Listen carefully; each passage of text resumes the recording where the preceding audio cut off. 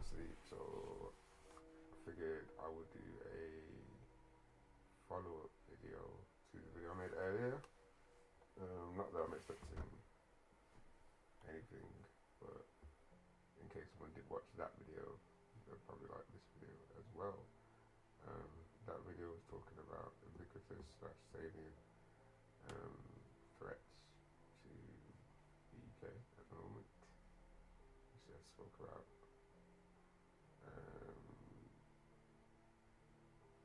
BlackRock and Palantir, Cambridge Analytica, and the quiet, by any means necessary, securing of biodata and social media data. And I just watched a wonderful video on Veritasium that kind of illustrated to me how, especially within the US system, that is kind of a modus operandi, as opposed to like as opposed to some sort of failure of morals or something. As in, like, that's the way the physics plays out politically. Do you know what I mean? So what do, like, it's strange, and because growing up in the UK, I've always felt like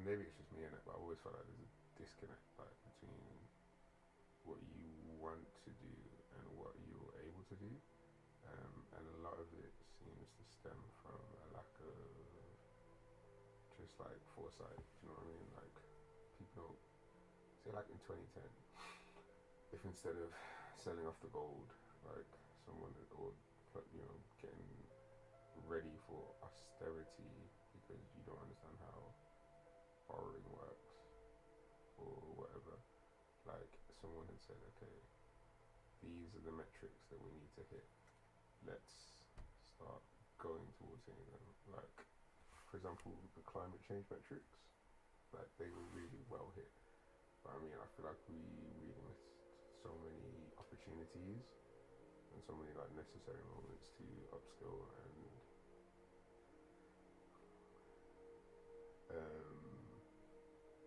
develop social cohesion, and social trust as a currency, and upskill in terms of cybersecurity and energy security and water security and legal security and stuff like that.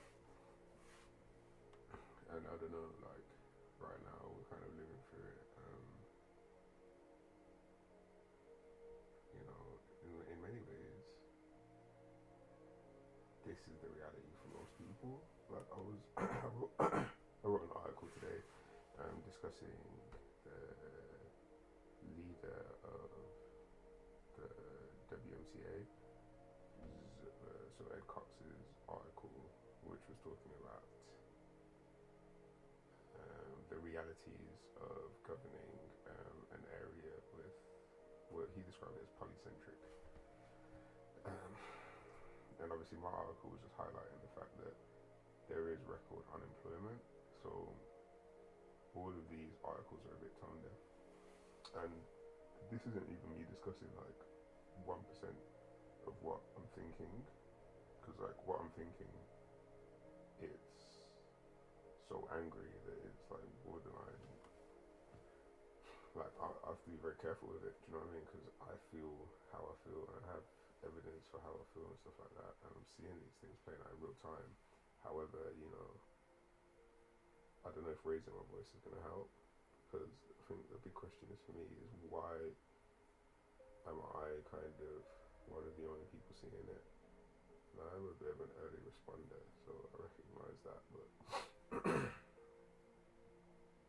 it's frustrating. And it continues to be frustrating, but I'm working through it. I'm doing my best to not have any regrets, but it is frustrating, because it's like, these things are, one, necessary for, like, enjoyment of life, and two, like, really advantageous. Like, there's so much advantage in defending them, protecting them, and understanding them, and working towards system.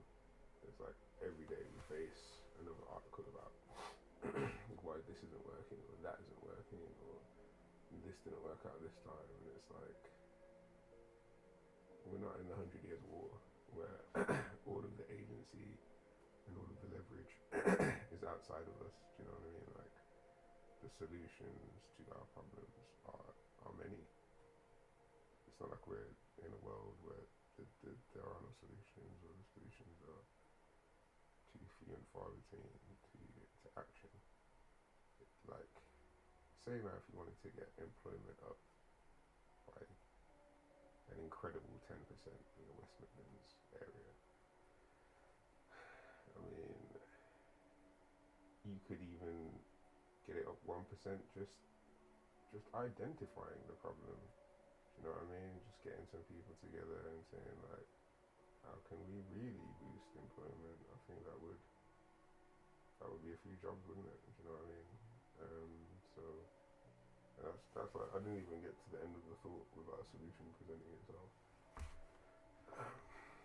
But you know, maybe I am naive because I'm only 30 years old or whatever. But it does seem like within the finiteness of possibility, getting the bad headlines to go positive is not something that's like particularly out there or difficult. Do you know what I mean? From my perspective, anyway.